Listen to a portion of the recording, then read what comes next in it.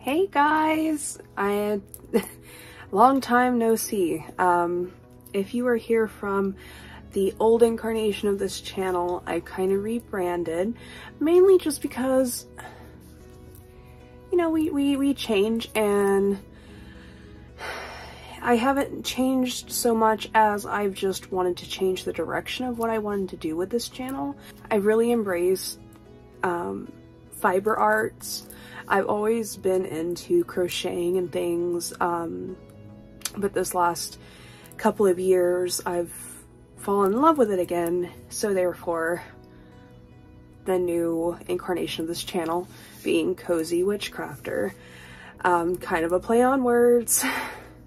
I'm a witchy person, I'm a crafty person, so I kind of want to join the two and bring some great content to anyone who has the same kind of interest as me. And sorry if I keep looking like off to the side. I'm filming on my phone, and since I keep forgetting where I need to look because I keep wanting to look directly into my own face, and I'm like, no, you guys are right here. So I do apologize for that ahead of time. As I get back into the swing of things with actually filming content and videos, I'll get more into actually a better setup than all of my craft stuff behind me, and it's kind of, there's a lot of projects back there being worked on, and it's a lot of chaos, so just don't pay any attention to that. Don't peek behind the curtain. So, as the title's probably going to imply, I thought a really cool thing for this first video would be to kind of talk about vintage crochet. There are a lot of people on YouTube, a lot of wonderful creators on YouTube that are in the fiber arts, knitting, crocheting, sewing communities out here. Embroidery, cross stitch, I mean, you name it. There's some amazing creators out here, and I watch quite a few of them myself. But one of the things that I don't really see often is vintage crochet patterns. And the cool thing about crochet, and if you guys are interested, I may actually do a history of crochet because I'm that much of a nerd. No one really knows how crochet started. One of the things that I really love to do with crochet is looking at old patterns, because there are actually, and I'll put a link down below, there is a great resource online that is a free resource that has tons of old vintage crochet patterns. A lot of them don't have pictures. A lot of them that I've made over time, I've had to just assume it'll have like the picture of maybe the finished product on a model that's in black and white, and not being able to necessarily see it that good or see different angles of it. I like the fact that it kind of is almost putting together a puzzle. Well, this is how it's supposed to go by the pattern, but I'm guessing it looks right, and then for some reason it all comes together and it kind of looks like the picture. Like the hat, and I will insert a picture of the hat that I'm wearing. It was actually a pattern from the 1940s. I'll put the information right here, but the picture on the pattern is like a weird angle. I think it's like this part of the person's face, black and white, and the contrast is horrible. So I this was one of the first, definitely the first vintage hat I've done, but one of the first vintage patterns I really got my hands on and like went with it. And I love it. This is actually one of my favorite things I've made. This is one that I made it last year, and this is like my first time wearing it. That's a great resource if any of you are interested in where crochet, especially patterns and the way they used to be written. I wanted to show you guys the books that I've been collecting, because I love crochet books. I love books in general, but I've found some really cool books off of thrift books. I'm probably going to do this in 2 parts. I'm not exactly sure. A big old stack of books. The things I did with these books is I made like little notes on some things that caught my attention. And I'm going to leave the names of the books and the authors down below. So the first one I have is Victorian Crochet by Weldon and Company. And this one,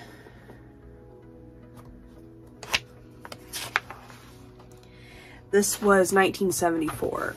The cool thing about this and what drew my attention to it, I love the Victorian era. And a lot of these patterns that are in here date back from then. They had collected these over time, published them in this book. So there's some really cool things on here. Like one of the things is this walking coat. And that's the pattern. It's actually for a child, but you could essentially convert this into any size, really. The cool thing that I noticed about this, it says this coat can be made of a size to fit any child by cutting a paper pattern to shape the work by. The plain part of the coat is executed throughout in a stitch of 1 double crochet chain, turning at the end of every row and working the double crochet always under the chain stitch of the preceding row. The work must not be too loose. It is elastic and therefore will stretch. If done with peacock fingering, single Berlin wool, or other wool about the same thickness, use a number 12 crochet needle. And some of these do have like weird terminology as like what they're referring to as the size of the crochet hook. Back then they referred to it as a needle, and you actually see that a lot in a lot of these older patterns. But you can find online what it translates to roughly. That's kind of the fun thing, is you kind of can make your own special pattern from figuring out, okay, well, this is the yarn I want to use. This yarn's probably going to need something like this size hook. And then you go about the pattern how it goes by, which that's a little more advanced, but I hope to kind of help especially new crocheters that are interested in vintage crochet, because there's so much cool stuff out there, to help it be not so intimidating, because it can be very intimidating. How beautiful this different edging is, and it does go through and do the patterns for these edgings. And of course, with something that's this small, it is with crochet thread and steel hooks. Yes, the smoking cap. Like, how cool is that? I love stuff like that. And that's an overboot, which is, it's almost like a spat or like a boot cover, like a leg warmer that you used to put over your shoes for insulation, to protect them, things like that, because you could wash it. And there's so many cool things you could do with that. Gorgeous. It's done in crochet as well, even though it is a knitting bag. But the cool thing is, it's got the fastener where you pull it to close it, which is one of my favorite styles for project bags. But you can see where, like, it's meant for the needles to stick through as to hold them, which is kind of neat. And then there's also on the same page, it's called a lady's fancy work basket, but also would be fantastic as a project basket bag. Got some of my own notes in here for things that it's like, oh, I really like the idea of this. Like, look at how beautiful. And it's a opera hood, so you've got the hood part in collarette, And the collarette is this piece right here that used to be very, very popular. I've never seen it in crochet like that, but it's cool that it exists, and I definitely want to make one. Idea of just different edging. Now, it does go into detail for all of them. It's a little acorn pincushion. So if you sew, or if you have friends that sew, that would be a really cute idea. There's a sofa blanket, which, I mean, just basic Afghan, but gentleman's waistcoat. I mean, and that's just a small portion of this book. So next we have Crochet Novelties, and that's my little post-it notes of ones that caught my attention. And this is 1996, so it's a lot more recent, but it's turn of the century, so early 20th century patterns. These are different cords. These are different cords. And the cool thing, since a lot of these are copied straight off of newspapers of the time and things like that, some of these still have some of the old little advertisements that would have been put along with those patterns. Attention needle workers, do your bit too. Here is your chance to use your needle for your country. Be one of the thousands to make some soldier boy in camp or in service on land or sea happy by a serviceable gift from your own hands. Show your loyalty, patriotism, and interest by giving a part of your spare time too. Crochet a washcloth or sponge bag for a soldier. Your name can go with the gift if you wish. We have arranged to supply complete instructions for crocheting in 2 skeins of Collingbourne's best Swiss tidy cotton, especially absorbent and hygienic, all for only 40 cents post-paid. Do your bit now, right today. International Helpers League. I love stuff like that. A tobacco bag, which it's not really, you know, common for tobacco bags to be a thing now, but they're still really pretty. Like, they're absolutely gorgeous. Like, here's one. It actually has quite a few of these. And then I really like that bit and the tassel. Like, you could use those for so many different things, which doesn't have to be tobacco, but I absolutely love those bags. And then a garter, which is gorgeous. That collar is gorgeous. The baskets to hold planters. I may actually make one of those. But the cute laundry bag. And there's a baby bib that says baby. Like, how cute. A whole thing about white bedspread, but I mean, you could make it any color. It uses filet and also incorporates Venetian lace. That would be very, very, very, very, I mean, it goes on to a whole nother page. Very time intensive. Gorgeous, worth it, absolutely stunning, but my goodness, would that take some serious time, regardless of how fast you crochet, because at this point, if you're working with such thin thread like that, crocheting thread versus like actual yarn, whew, good luck. I thought that bolster pillow was really pretty. And it even has a little thing about crochet embroidery and doing that little lady right there. And these are baby booties, but I kind of want to make them for my size, because I don't know if you guys have seen, and I really wanted to try this, but it's a where people are shoe knitting. They're technically calling it shoe knitting, some people, but you're using a crochet hook, and you've got the sole with holes that are perforated into it, and then you build the shoe with the crochet up off of, and it makes a whole shoe, like a slipper or anything like that, off of the base. And the base is like this regular sole of a shoe, so you have the rubber underneath.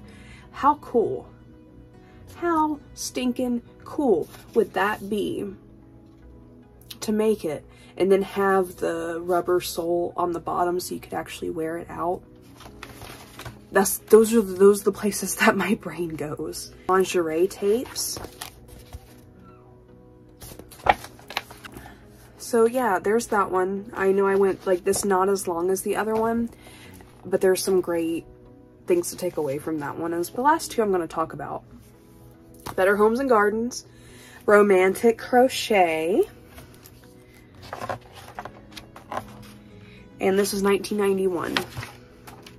So yeah, early 90s. But the cool thing is it's all full color pictures. Super pretty. Like, I love those pillows.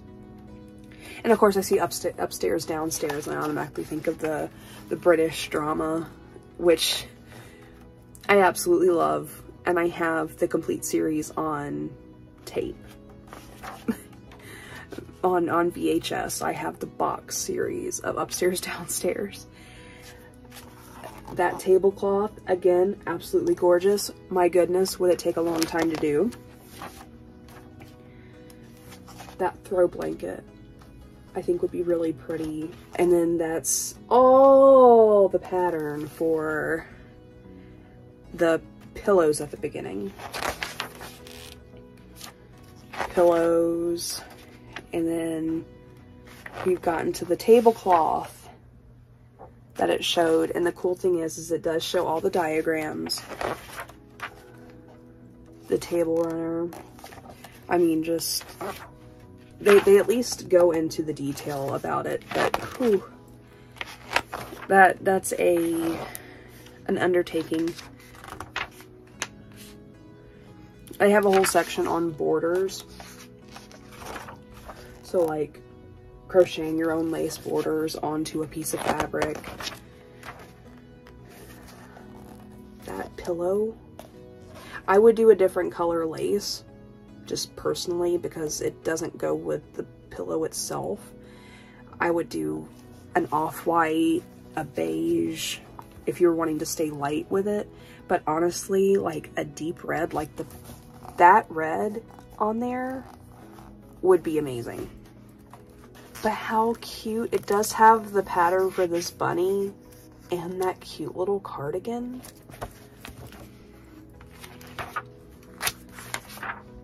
So it does have, and there's a thing about crochet dolls.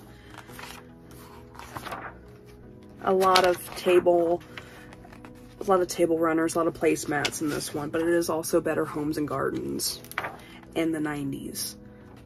There was a time in the early 90s where that was just really big for some reason, but that is gorgeous. It's one of those that's so pretty and so nice. I would be scared to touch it and like actually use it as an Afghan, because I would destroy it and not mean to, and I would be so upset. That, imagine, like, because it's got ribbon. I love that shade of blue, but I would do like a gold or even a slightly darker navy ribbon throughout it. Gorgeous. It's pretty with the white. For me, plain white just is asking to be messed up, and I am a messy person. Not intentionally, I'm just clumsy. So I kind of have to take that into consideration when I'm making something. Whole bit about Christmas, some different Christmas designs, little doilies that you can make for a tree, a little tree topper angel, Stockings, of course it's got stockings. I do think this year I'm going to make stockings for everybody. People were really making them last year. Like, I saw some really pretty ones that people were making, and I thought about it too late because I'm like, okay, if I start making these now, they're not going to be done in time for Christmas. Like, I barely got the things I was making for people done in time last year. Doing stockings, I'm going to have to start in like July, which is fine, but I'm going to have to start in like July, and maybe we'll do that together on this channel and make some stockings. Going to do 2 more books, but I think I'm actually going to do the next one to open part 2, and then that way we've split up the books relatively evenly, and I have time to talk about those versus trying to like rush through it like I felt like I did with some of those other books. So if you guys like this, if you guys want to see more, you can, of course, I'd really appreciate it if you'd stay a while.